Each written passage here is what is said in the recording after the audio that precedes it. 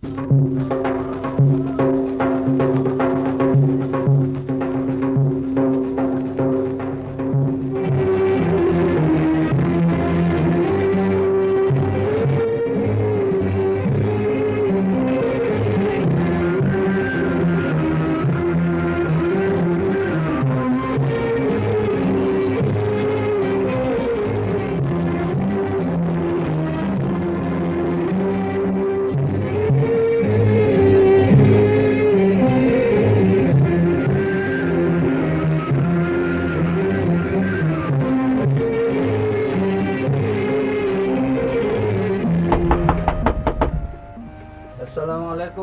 Waalaikumsalam warahmatullahi wabarakatuh. Dan apa? Ya, saya pakai. Silakan.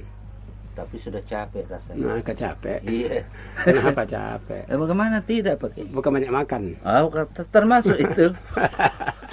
Tidak boleh banyak makan Ramadan. Oh, iya. Begini. Nah, bagaimana? Saya bawa yang malam tadi. Iya. Suami istri yang cekcok. Itu. Lantas istri minta cerai. Betul. Suami mengiyakan. Jadi yang ditanyakan apa? Marah-marah itu suaminya. Nah, jadi yang ditanyakan apa nih? Apakah batal perkawinannya? Tunggu dulu. Nah, tetapi keesokan harinya mereka tidak cerai. Tidak jadi cerai. Oh, tidak jadi. Dan justru diminta oleh istri. Kemudian suaminya mengatakan iya. Tidak merubah status perkawinan mereka. Iya. Pernah dulu iya saya cerai. Sekalinya dia minta jangan, mohon penjelasan yang sejelas-jelasnya. Karena hal seperti ini saya yakin banyak terjadi di kalangan masyarakat. Yang kelihatannya sangat sepele, namun sangat prinsipil. Terutama yang beragama Islam. Ini begini tenaga. Iya. Cekcok suami istri. Tiba-tiba istri menyatakan ceraikan saya. Suami tadi berkata besok kita urus. Besok kita urus. Lantas karena bilang suami besok kita urus, tiba-tiba berlangsung beberapa jam di belakang jadi lunak, sehingga mereka tidak jadi mengurus perceraian. Karena tidak jadi mengurus perceraian, beres, maka persoalan mereka belum dipandang sebagai cerai dan artinya sudah beres. Nah sekarang terbalik lagi. Bagaimana kalau mereka langsung suami istri bercerai dengan ucapan suami, ceraikan saya. Suami bilang hari ini saya jatuhkan talak saya 1 kepada kau. Nah persoalan sekarang kalau terjadi yang demikian, apakah dipandang sah talaknya? Itu persoalan yang berkaitan. Betul, kalau yang tadi kan tidak diucapkan cerai, cuma mereka bilang, suami bilang nanti besok kita urus. Nah, jadi berarti belum tak jadi diurus, berarti kan tidak ada masalah ya. Tapi kalau memang terjadi cekcok itu di mana suami berkata, baik saya ceraikan kau hari ini, jatuh talak saya 1 kepada kau. Nah, kalau terjadi yang begitu itu apakah dipandang sah cerainya? Nah, di kita ini dan ada hukum agama, ada hukum negara. Kalau kita melihat dari segi hukum agama, suami mengucapkan cerai, itu bisa batal perkawinan. Tetapi menurut kompilasi hukum Islam pasal 115 itu, di mana di kompilasi hukum Islam yang bertolak dari Undang-Undang Nomor 1 Tahun 74 dan dinyatakan penceraian hanya dapat dilakukan di depan sidang pengadilan agama setelah pengadilan tersebut berusaha untuk mendamaikan mereka dan tidak berhasil mendamaikan kedua belah pihak. Penceraian itu terjadi mulai terhitung pada saat penceraian itu dinyatakan di depan sidang pengadilan, baru dipandang sah dan Kalau kita saja dua-dua di muka. Dari segi hukum agama memang sah cerai, tetapi dari segi hukum kenegaraan kita menurut tolak dari undang-undang perkawinan itu tidak sah cerai. Nah, ini masalahnya menyangkut mana masalah kewarisannya dan malah masalah hartanya, harta pencarian berdua, malah masalah anaknya. Betul. Oleh karena itu cerai berdua itu tidak dipandang sah dalam hukum kenegaraan kita. Begitu dan apa? Itu maksudnya untuk memelihara ini. Iya, memelihara hak masing-masing di dalam perkawinan. Betul. Ya, begitu dan apa? Jadi baik itu kalau begitu Pak. Iya dan apa? Ya, sekarang lagi pakai. Tadi dari mana dan apa? Sulawesi Tadi Tengah. di Sulawesi Tengah. Nah, sekarang dari mana dan apa? Kalau sekarang, tunggu dulu. Saya baca dulu. Kalau saya tidak baca, tak tahu saya pakai.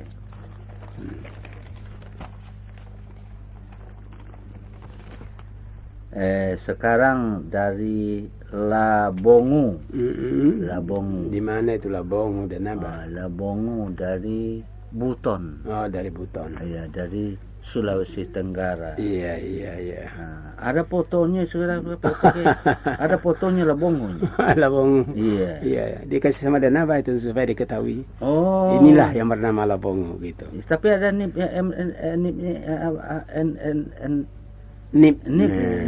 berarti tentara dan apa? Iya. Atau pegawai negeri. Iya. Apa pertanyaannya? Dengan izin Allah Subhanahu wa taala. Segala berkesempatan saya berkesempatan bukan segala berkesempatan untuk bertemu dengan Bapak Kiai dan Nabah. Iya. Dalam rangka menyongsong bulan suci Ramadan. Iya. Walaupun melalui selembar surat, saya akan menanyakan hal-hal yang bersangkutan dengan bulan suci Ramadan sebagai berikut. Pertama, pernah saya dapat informasi sama teman-teman saya bahwa apabila istri kita sudah tua atau tidak haid lagi, maka apabila bersetubuh dengannya hukumnya haram. Apakah benar informasi tersebut? Mohon penjelasan Pak Kiai. Ini rupanya campur suami istri dalam keadaan sudah berhenti haidnya. Sudah berhenti haidnya. Adalah hukumnya haram. Haram. Yang kedua, bagaimana hukumnya seorang perempuan jika berutangkan puasanya di bulan tidak dibayar? Mohon dijelaskan. Ada puasa yang belum dibayar Pak Kiai. Yang ketiga, berapa harikah selesai puasa baru kita laksanakan puasa sunat, yaitu puasa sunat 6 hari. Dengan hormat, tolong dijelaskan. Demikian pertanyaan saya di atas. Terima kasih sebelumnya. Begini dan apa? Kalau kita melihat tuntunan Tuhan di dalam Al-Quran, bahwa wanita yang sudah habis masa haidnya tidak boleh dilakukan hubungan sebagai suami istri. Ini pendapat tidak benar dan apa? Pendapat tidak benar? Tidak benar. Iya. Sebab di dalam Quran pada surat Al-Baqarah ayat 221 hanya dalam keadaan haid dan nifas sajalah sang suami istri tidak boleh mengadakan hubungan suami istri. Waktu haid dan waktu nifas tidak bisa. Iya. Itu terdapat dalam Al-Baqarah 202. Adapun yang sudah berhenti haidnya sama sekali, itu tidak ada halangan atau hukum yang melarang mengadakan hubungan. Bukan haram hukumnya. Iya. Jadi kalau istri sudah tua, itu haram dihubungi, itu tidak benar. Hanya saja barangkali istilahnya kehilangan gairah karena sudah usia lanjutnya. Begitu. Bukan haram hukumnya. Bukan haram. Saya pikir karena sudah berhenti haidnya diganti dengan wanita lain, barangkali begitu. Itu berarti kawin lagi. Iya, kawin lagi. Enggak. Bukan begitu maksudnya. Asal bernama istri itu tetap jadi istri. Dalam Quran sudah dikatakan hunna libasul lakum. Istri itu pakaian, tetap dipakai. Dalam pengertian tetap mengadakan hubungan walaupun sudah berhenti haidnya. Jadi istri pakaianmu dan kamu pakaian mereka. Jadi pakai memakai. Iya. Jadi orang yang belum kawin Pak tidak berpakaian. Tentu begitu dan belum ada pakaian ya kalau belum kawin. Iya. Bagaimana? Yang kedua. soal qada puasa. Iya. Wanita yang sudah yang utang puasanya tidak terbayar. Iya. Itu akan tetap wajib dibayar puasa itu dan kapan saja. Utang tidak dibayar tetap berutang walaupun sudah lama. Oh, nah iya, itu dan naba. Iya, iya. Sebab dalam Quran memang diperingatkan wa in kuntum maridan aw ala safarin fa'iddatun min ayyamin ukhar. Iya, iya. Kalau kamu dalam keadaan sakit atau dalam keadaan musafir tidak berpuasa, nah kewajiban mengganti puasa hari lain. Oh, iya. Nah itu iya. dan naba. Sekarang masalahnya Pak. Apa lagi? Berapa hari perlu diganti? Apakah yang tertinggal itu tidak berbunga? Itu. Dalam hadis dan apa memang ada petunjuk, tapi hadis itu hadis lemah. Oh iya. Yang menyatakan diganti puasanya ditambah dengan fidyah lagi. Iya, iya. Tapi hadis itu hadis dhaif. Oh. Nah, kita berpijak saja dengan hadis yang lebih sahih dan apa. Iya, betul. Memang berapa utang begitulah dibayar. Iya. Tidak ada tambahan-tambahan daripada puasa yang ditinggalkan. Kalau 7 hari utang 7 hari dibayar. Oh, iya. Iya, betul. Nah, hadisnya pakai? Nah, itu di dalam Quran itu sendiri dan apa? Tadi fa'iddatun min ayyamin ukhar. Adapun hadis yang menyatakan ada ganti puasanya ditambah dengan memberi makan orang miskin, maka itu hadis dhaif. Oh iya. Bunyi hadisnya yasumul ladzi adrakahu summa yasumu syahral ladzi aftara bihi wa yut'imu kulla yaumin miskinan. Dia puasa berapa hari yang tinggal, kemudian ditambah dengan memberi makan orang miskin sebanyak hari yang ditinggalkan. Iya. Jadi kalau 7 hari ya 7 kali memberi makan orang miskin ditambah puasa 7 hari.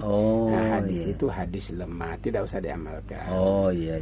Nah itu dan apa? Nah yang ketiga lagi Pak, selesai. Ialah menyangkut masalah puasa sunat Syawal barangkali yang dimaksudkan berapa hari sesudah Lebaran. Nah, masalah puasa sunat Syawal berapa hari sudah Lebaran dan itu tidak ada ketentuan daripada Rasulullah. Yang penting jangan puasa pada hari raya. Oh iya. Nah, begitu datang Idul Fitri kita Lebaran, nah kemudian kita mengadakan kesepakatan di keluarga kapan kita puasa Syawal. Oh iya. Begini dan kita di sini ini memang umumnya Sulawesi Selatan ya. Iya.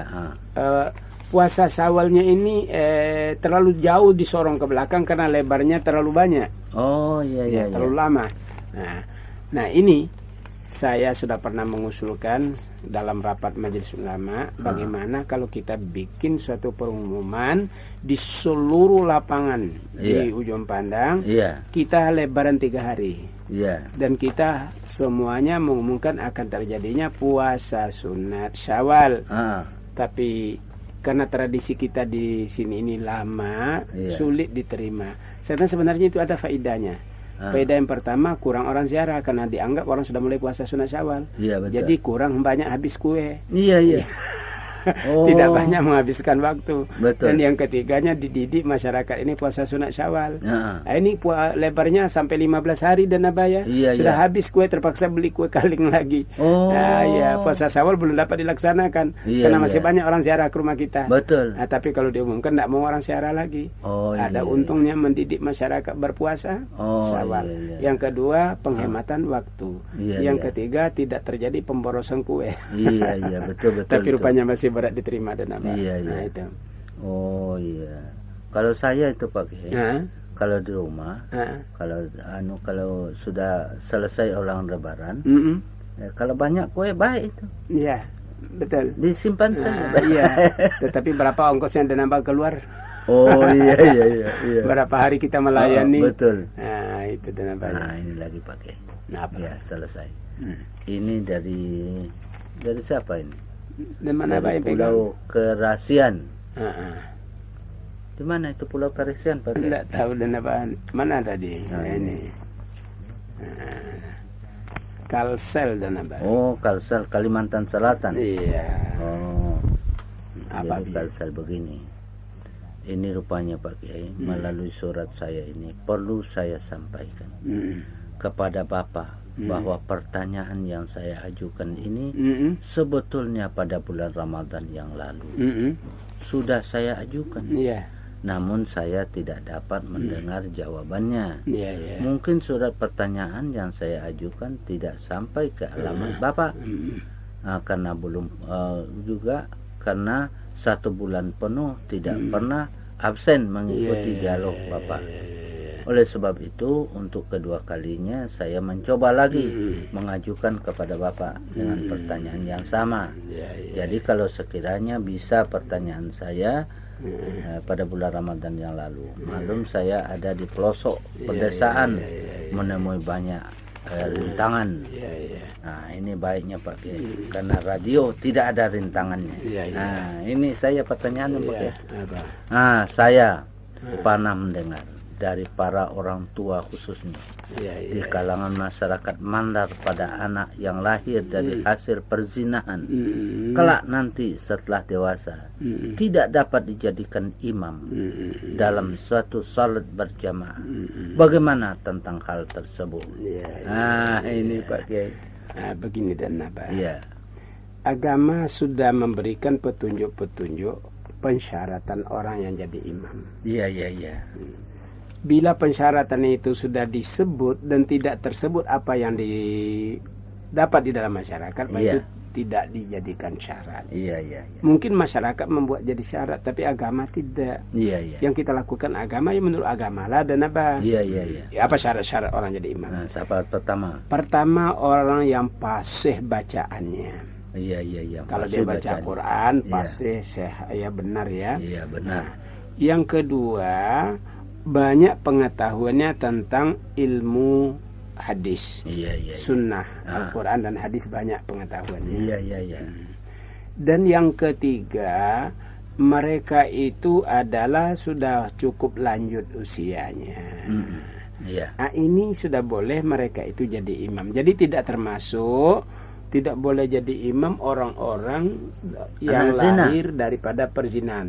Tidak ada dalil yang melarang dan apa. Tapi masyarakat kita begitu Pak. Ya itulah. Banyak yang tidak sesuai agama dan masyarakat. Apakah masyarakat yang kita terima atau agama yang kita terima? Tentu ketentuan agama yang kita ikuti dan apa. Nah itu. Karena ada loh larangan-larangan agama itu Pak. Jadi oleh karena itu tidak ada di dalam masyarakat kita. Oleh karena itu tidak boleh menjadi imam dalam salat berjamaah. Jadi itu jawabnya tidak benar dan Nah, yang benar bapaknya yang berzina itu yang tidak boleh jadi imam. Nah itu benar. Bapaknya yang berzina itu? Iya. Kalau anaknya ya jadi ulama, sah jadi imam. Tapi bapaknya yang berbuat zina itu tidak boleh jadi imam. Itu sudah ada dalilnya. Ada dalilnya. Jelas dan apa? Dalam hadis riwayat Abdullah bin Umar, la yuqbalullahu salata man taqaddama qauman wa hum lahu karihun. Allah tidak menerima salat jamaah satu kaum di mana yang maju jadi imam itu orang yang dibenci. Dibenci oleh karena melanggar ketentuan daripada agama. Ialah peminum balok, pezina, pencuri. Itu tidak dapat dijadikan imam dalam sholat jamaah. Nah itu jelas. Nah, apalagi yang kedua, di dalam buku yang berjudul 40 Masalah Agama, pada halaman 134 jilid 3 ada kalimat yang menyatakan bahwa ada fatwa dalam mazhab Syafi'i yang membolehkan pembagian zakat kepada satu golongan saja, tetapi adalah lebih baik supaya zakat itu diberikan kepada sekurangnya 3 golongan, yaitu fakir, miskin, dan gharimin. Dari hal tersebut di atas, zakat apakah yang dimaksudkan? B. Apakah hal tersebut di atas benar? Apakah pengertian dari perkataan satu golongan saja? Itu dulu pakai yang kedua. Begini dan apa yang dikemukakan dalam masalah 40 itu ada kebenarannya, yang ditujukan hanya kepada satu golongan kalau itu zakat fitrah. Oh, iya. Dan itu dinampak prioritas oleh Nabi ditujukan kepada miskin. Iya. Nah, itu. Iya, Zakatul fitri tuhratal lis-shaimi minal lagwi warrafasi wa tu'matal lil masakin. Iya. Di hadis lain lagi Tuhan Nabi juga mengatakan aghnuhum anis sa'il fi hadzal yaum. Bikin kayalah orang miskin pada hari ini. Iya. Jadi jelas supaya dia tidak minta-minta. Iya. Adapun golongan yang dimaksud sekurang-kurang 3 golongan yang dapat diberikan zakat itu maksudnya zakatul mal. Zakat harta. Iya. Nah, itu supaya jangan hanya miskin tok, atau jangan hanya masjid tok, atau hanya sekedar panti asuhan saja. Tetapi hendaknya orang yang berhak sekurang-kurangnya 3 golongan itu dimaksudkan oleh Imam Syafi'i pada zakat harta. Jadi kalau begitu Pak Kiai, yang satu golongan saja adalah zakat fitrah. Itu orang miskin saja itu. Iya. Itu yang beliau maksudkan. Ketika lagi Pak Kiai, apalagi di salah satu masjid, saya pernah salat berjamaah. Yang saya tahu persis bahwa jadi imam pada waktu itu banyak bencinya dia putus tali silaturahminya. Sedangkan menurut Pak Kiai pernah menjelaskan bahwa apabila tali silaturahmi seseorang terputus, maka laporan amalnya kepada Allah Subhanahu wa taala ditangguhkan sampai hubungannya baik kembali. Bagaimana laporan amal si makmum yang ditangguhkan? Begini dan apa? Kita harus mencari persoalan bencinya itu imam kepada jamaah atau kepada orang-orang yang dia putuskan silaturahmi. Iya. Pada dasarnya Islam tidak membenarkan. Iya. Tetapi jika kebencian itu karena dia menegakkan yang benar, tiba-tiba dia dibenci, karena umpamanya orang pezina dia peringati, marah. Iya. Orang peminum balok diperingati, marah. Akhirnya dia dibenci kepada orang yang imam ini. Maka ini dan nabat tidak akan menghapuskan amalnya, tidak akan menghambat amalnya dilaporkan kepada Tuhan. Kalau dalam masalah itu. Tapi kalau dalam masalah-masalah kecil lantas bertengkar, mereka memutuskan silaturahmi, jelas amal ibadah mereka tidak akan dilaporkan sama Tuhan berdasarkan hadis riwayat Bukhari dan Muslim. Nah, itu dan apa? Utruku hazaini hatta yastaliha. Orang yang putus silaturahminya ditangguhkan amalnya sampai mereka berdamai. Tapi masalah putusnya itu adalah masalah satu di pihak yang benar, satu diperingati agar meninggalkan kemaksiatannya, lantas terjadi kebencian. Iya. Nah, ini lagi pakai. Apa lagi dan apa? Dari saudara Hamzah. Dari daerah mana dan apa itu? Dari daerah dari mana ini? Tidak ada syariah. Tidak pakai amplop dan apa? Tidak ada amplopnya tadi. Iya. Adapun saya ingin tanya kepada Pak Kiai dengan Denaba, yaitu saya adalah pelanggan Jumat selama saya kerja di KUA, dan saya merasa ada kejanggalan yang perlu saya tanyakan agar kejanggalan ini tidak semakin parah. Yaitu, berdosakah bila seseorang menyia-nyiakan lembaran yang di dalamnya terdapat ayat-ayat Al-Quran seperti yang terdapat pada inti khutbah? Kepada Pak Kiai dan Denaba tolong penjelasan lewat RRI atau lewat kuliah subuh, karena saya juga di Manado selalu ikuti dialog antara Pak Kiai dengan Denaba dari Manado ini. Ini Denaba. Apa yang ditanyakan? Nah, itu masalah tadi. Pelanggaran apa?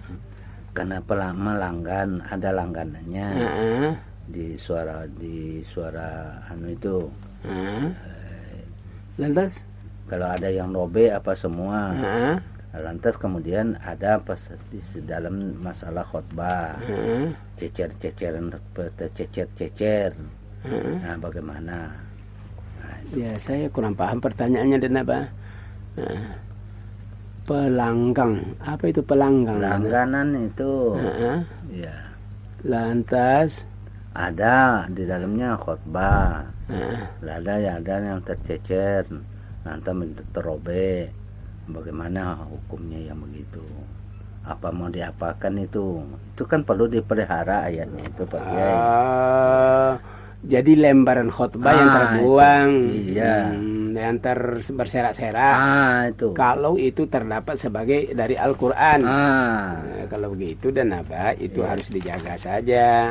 Jangan sampai tersia-sia petunjuk-petunjuk atau terinjak-injak, apalagi yang berdasarkan Al-Quran. Itu jangan harus dijaga dan apa itu. Kalau hanya itu. Dari Manado itu Pak. Iya. Ini dari mana dan apa ini? Ini dari NTT, Nusa Tenggara Timur lagi. Bagaimana pertanyaannya? Nusa Tenggara Timur, jauh deh Pak. Jauh sekali. Kita sudah sampai ke Nusa Tenggara Timur. Apa pertanyaannya? Begini Pak. Sudah pernah ke Nusa Tenggara Timur? Belum. Saya dikop oleh saudara-saudara saya bahwa saya termasuk anak durhaka terhadap orang tua atau bapak, karena saya menghindari hadir pada upacara tahlilan hari ke-7, hari ke-100 dan sebagainya, dan hari kematian bapak saya. Apakah benar anggapan saudara-saudara saya itu? Nah Pak Kiai dan Abah, saya memang sengaja tidak hadir pada upacara-upacara hari-hari kematian seperti itu. Karena saya pernah baca sebuah buku Masalah Janaiz yang terdapat di dalamnya hadis Nabi yang mengatakan berkumpul-kumpul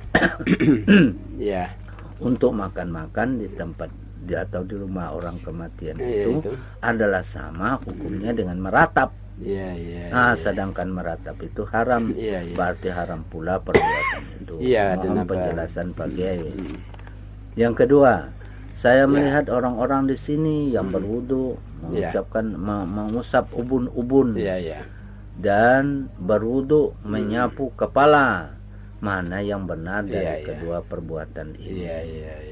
La musi. Begini dan apa? Bagaimana Pak Kiai? Masalah keluarga-keluarga memandang dia sebagai anak yang durhaka. Karena tidak mau hadir dalam upacara tahlilan hari ke-7, 14, 40, 100. Nah, oleh saudara-saudaranya dianggap dia durhaka. Kata-kata durhaka barangkali dan Naba menurut tradisi ada benarnya itu. Durhaka karena tidak mengikuti tradisi.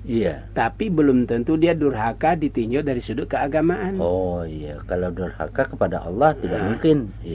Sebab memang apa yang dia baca dalam hadis itu jelas berbunyi hadis itu kunna na'udul ijtima'i ila ahlil maiti wa san'ahu ta'ama ba'da dafnihi minan niyaha. Kami berkumpul-kumpul di rumah orang kematian di mana mayat sudah ditanam, kemudian dihidangkan makanan, perbuatan itu sama dengan meratap. Barangkali buku itu dia baca, barangkali pakai. Itu hadis yang dia baca. Iya. Lantas dan jadi jika dia tidak mau menghadiri itu ditinjau dari sudut agama, bukan suatu kedurhakaan itu dan tapi masyarakat atau keluarganya tidak dapat membenarkan tingkah lakunya. Bagaimana sesungguhnya tingkah lakunya itu sudah sesuai dengan agama. Sebab memperingati hari ke-7, 14, 40, hari ke-100 bisa dibaca dan dalam kitab Fiqhus Sunnah oleh Said Sabiq. Beliau mengatakan dalam persoalan janaiz peringatan hari itu adalah peninggalan zaman jahiliyah. Jadi kita kembali lagi kepada zaman jahiliyah. Jadi memperingati hari-hari semacam itu kalau menurut Sabik dalam kitab Fiqhus Sunnah itu beliau menganggap memang peringatan semacam itu sama adalah peninggalan dari masa jahiliyah. Itu dan apa?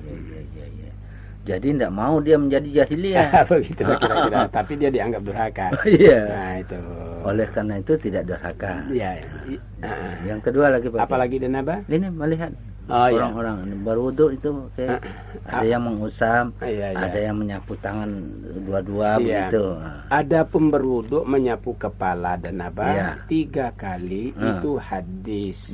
Adapun 1 kali itu hadis Sahih Muslim dengan menyapu seluruh kepala. Itu hadis Sahih Muslim. Memilih di antara kedua hadis itu sesungguhnya yang lebih sahih itu hadis Sahih Muslim tentu. Karena seluruh kepala disapu satu kali dan apa satu kali saja. Bukan 3 kali. Bukan 3 kali. Hadis yang menyapu ubun-ubun 3 kali itu hadis itu kurang kuat dan apa. Tapi sah itu. Sah. Dan apa. Baik mi pakai. Iyalah. Jadi saya permisi dulu. Baiklah. Terima kasih. Sama-sama. Assalamualaikum. Waalaikumsalam warahmatullahi wabarakatuh.